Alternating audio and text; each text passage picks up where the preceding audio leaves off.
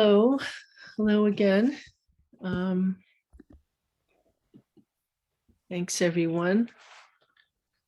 I'm gonna tonight. I want to talk about a couple of, well, two koans, one from the Hidden Lamp and one from the Mumon Khan.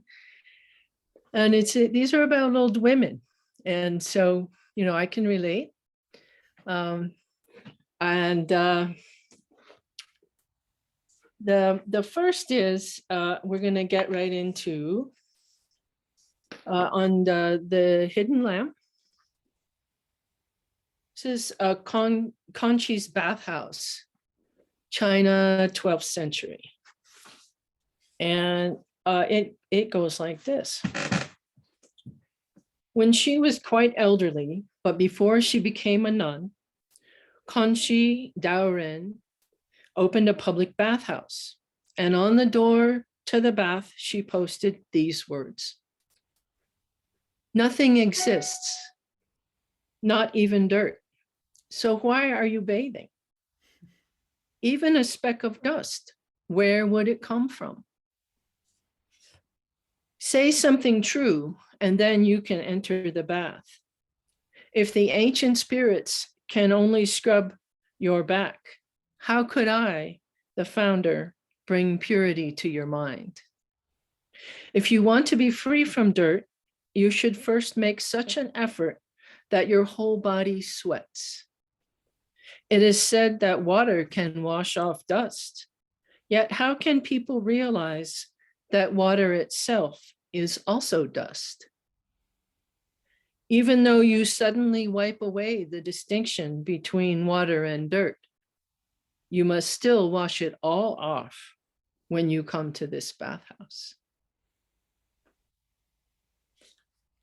And I'm going to read most of this. Is the reflection is by Sally Jico Teasdale, and I'm going to read most of it because it gives a good background of the case, really.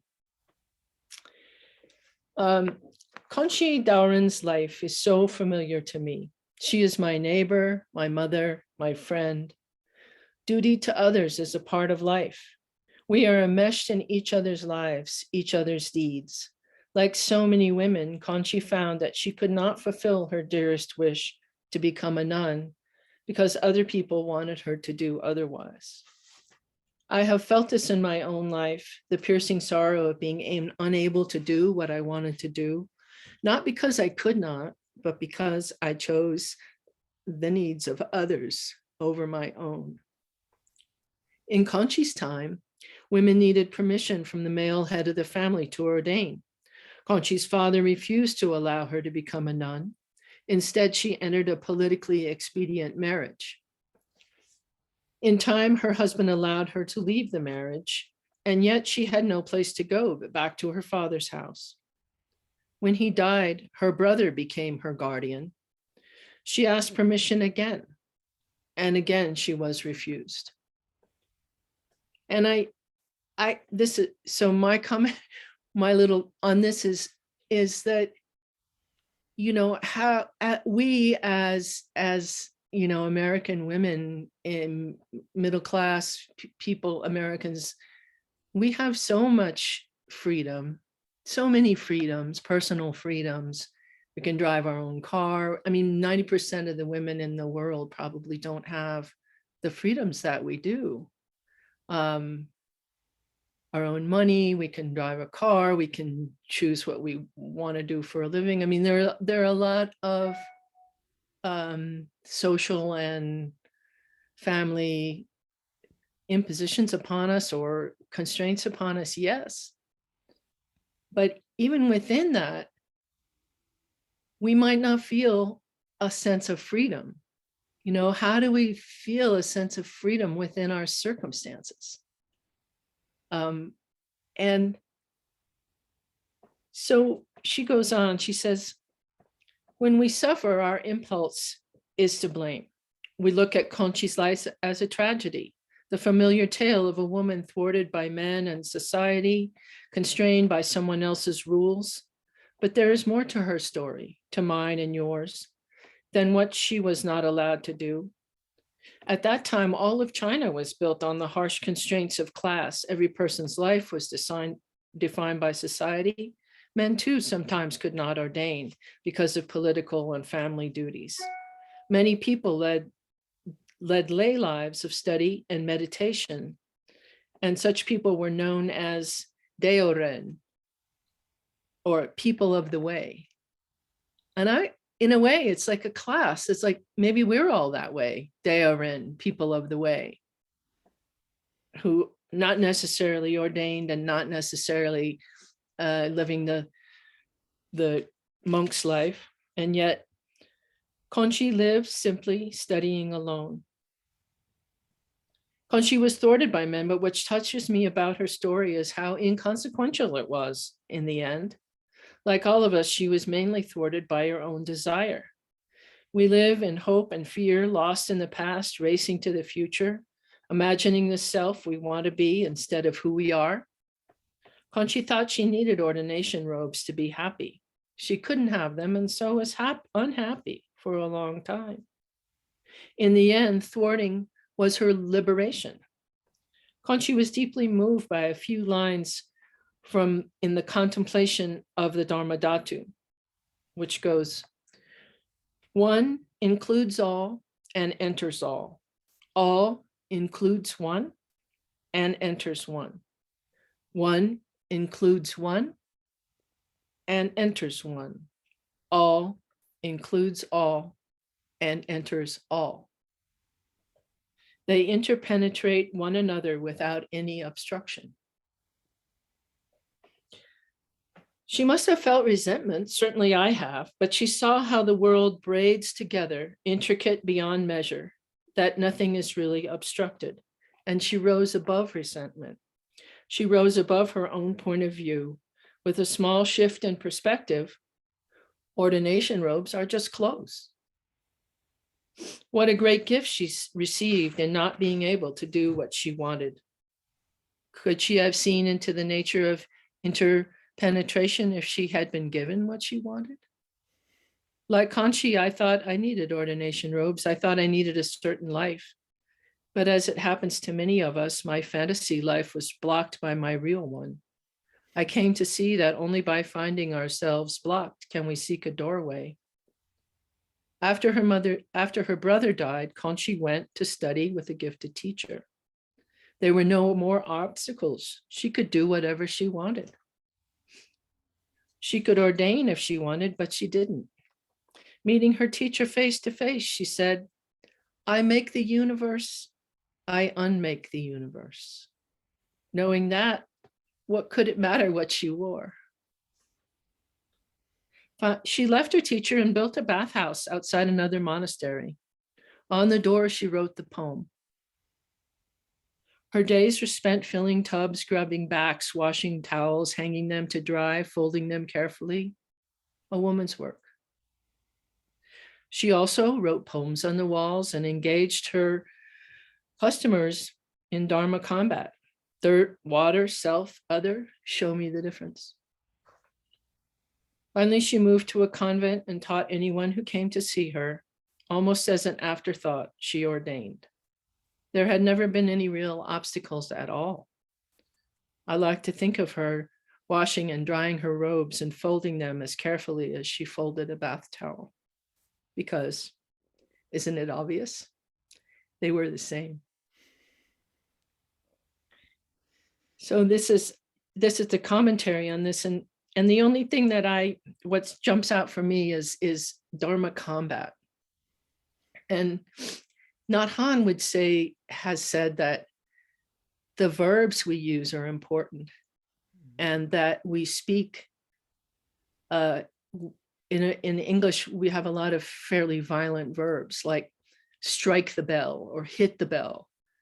And he would say, what about invite the bell?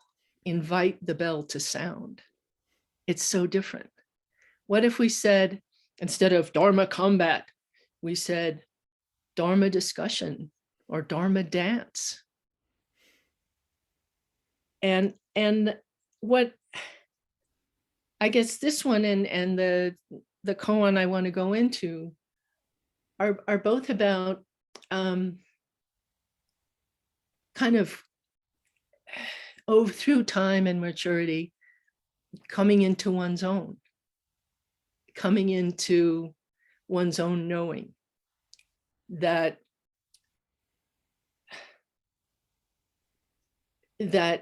having a bathhouse is as much dharma as running a monastery.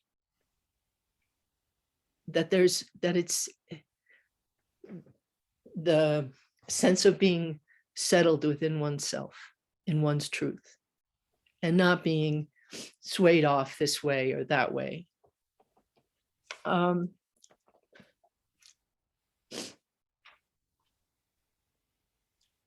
I'm going to read it again because it's so beautiful. Nothing exists, not even dirt. So why are you bathing? Even a speck of dust, where would it come from? Say something true, and then you can enter the bath. The ancient spirits, if the ancient spirits can only scrub your back, how could I, the founder, bring purity to your mind? If you want to be free from dirt, you should make such an effort that your whole body sweats. It is said that water can wash off dust. Yet how can people realize that water itself is also dust? Even though you suddenly wipe away the distinction between water and dirt, you must still wash it all off when you come into this bathhouse.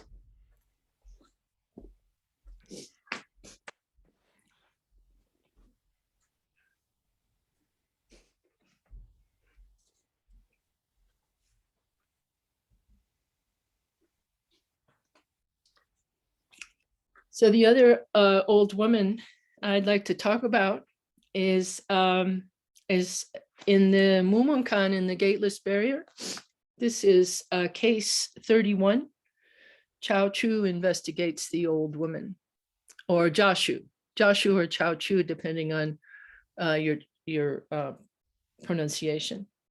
And what just in the beginning, we have to say that there aren't very many koans about women at all. And the ones that they're in, they don't have any names. They're the old woman. Joshu is in so many koans, and he's the great teacher, and he's been passed down through the ages. But the old woman, who had excellent understanding, doesn't have a name. And so I'm so grateful for our lineage that we have found the women's names down through from the Buddha's time to now, and at Jukai to be given the lineage papers and the women's lineage papers makes it a full circle. It is so,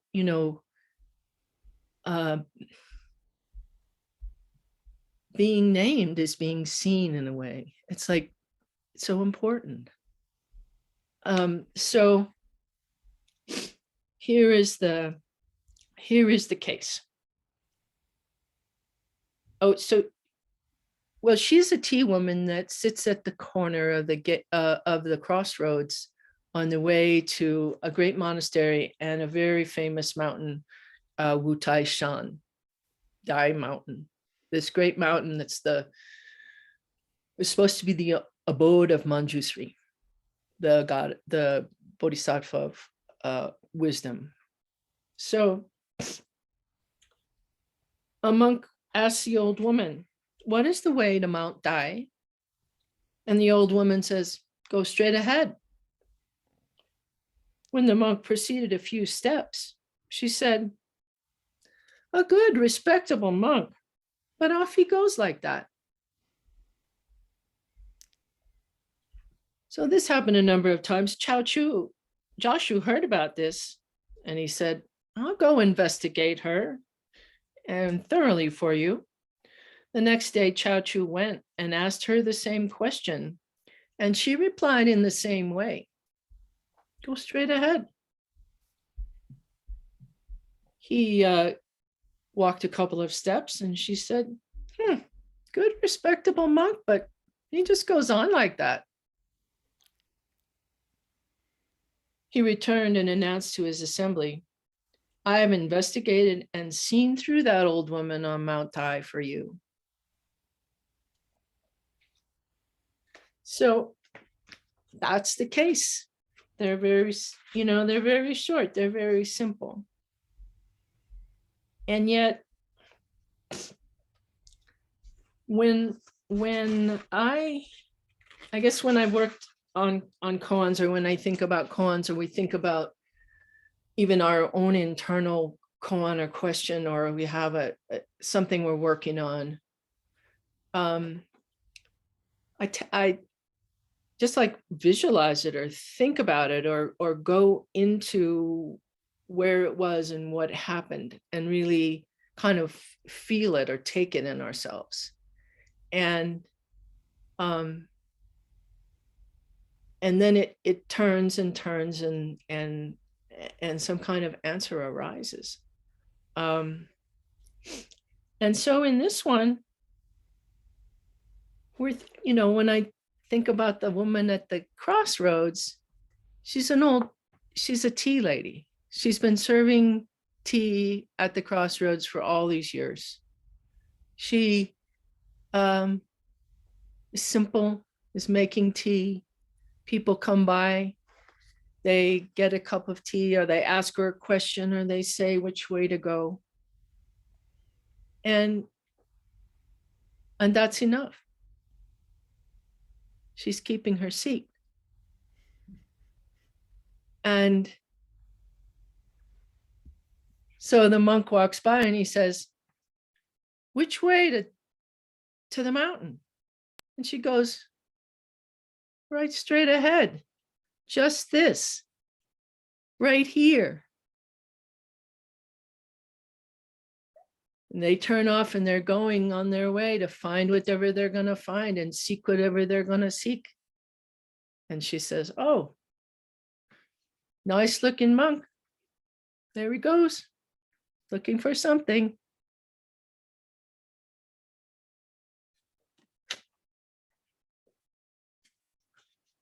The question becomes then, when Joshu goes back to talk to her, what does he see? Or what does she see? They come back and the nub of it is, well, what did he saw right through her? Well, what did he see? What did he see right through her? Was there anything to see? And so going into that one, did he come in just dressed like a monk? Did he show up in his head monk, head teacher robes, looking all important? We don't know. But it didn't seem to matter to her whether she knew whether he was the head of the temple or a novice monk. She still had the same answer, only go straight. And he could have done a number of things too. Stopped and talked to her. Who knows? But he just went on. So that is, let's see.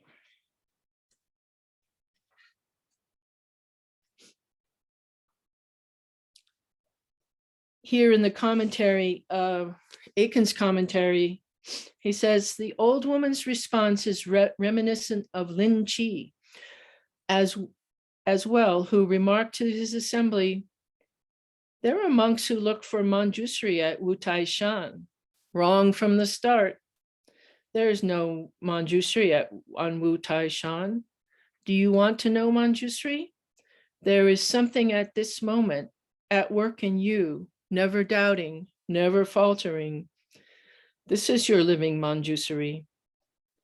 When the old woman said, go straight ahead, she was expressing Lin Chi's meaning precisely.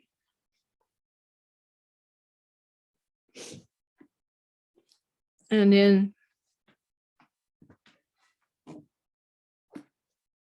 the book of Equanimity, Wick's book, where he talks about the case also, he says, where is this great mountain? Where is this Manjusri that we're searching for? Let me tell you a story I once heard.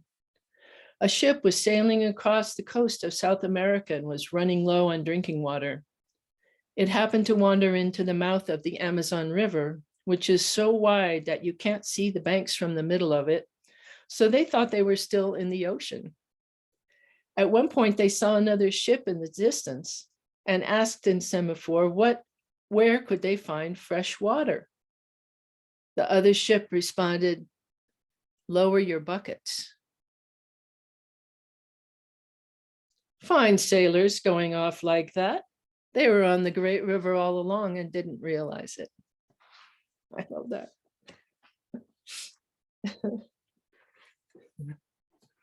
So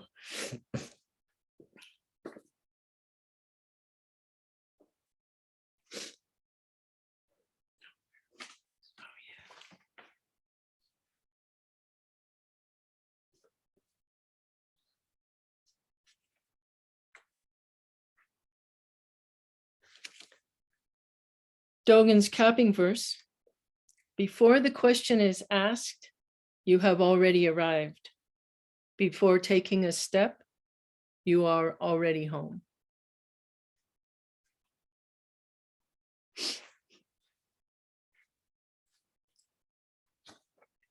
So I would like to just have a little time to sit with this.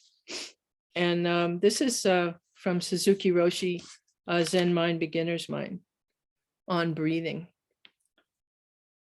He says, what we call I is just a swinging door which moves when we inhale and when we exhale.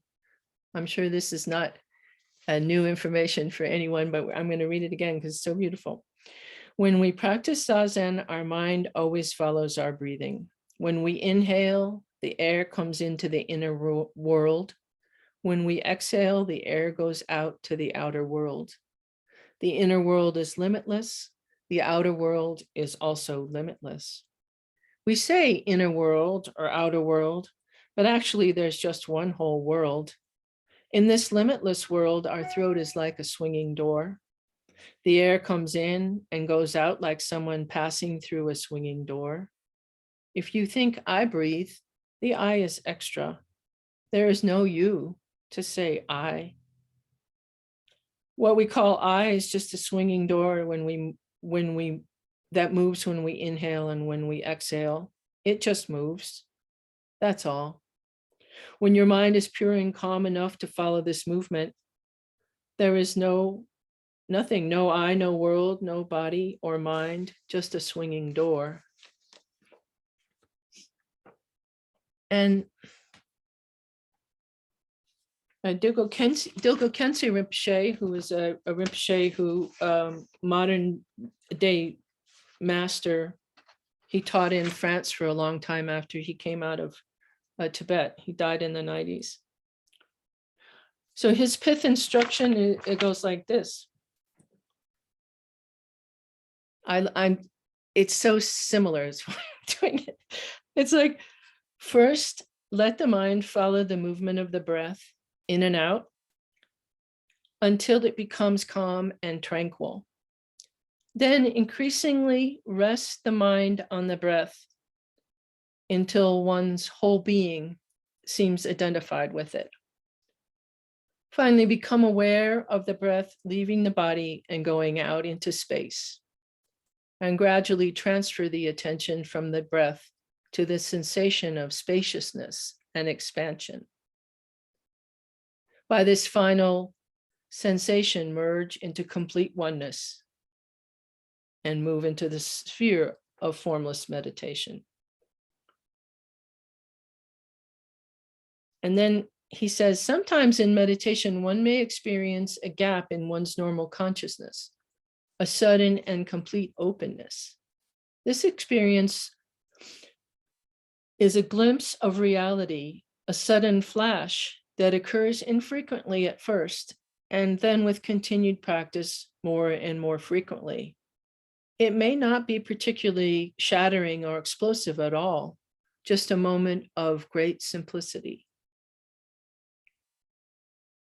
He says, do not make the mistake of deliberately trying to force these experiences to occur, for to do so is to betray the naturalness and spontaneity of reality. And so I thought we could just take a couple of minutes and sit with this. Another wonderful one is while we're breathing, just to notice, to feel we're in our bodies and breathing in and out. Can we really notice exactly where our body ends and what we consider not our body begins?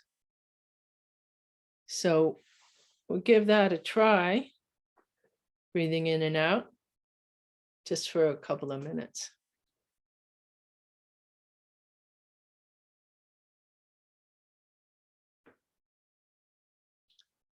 Finding the freedom in the midst of our circumstances.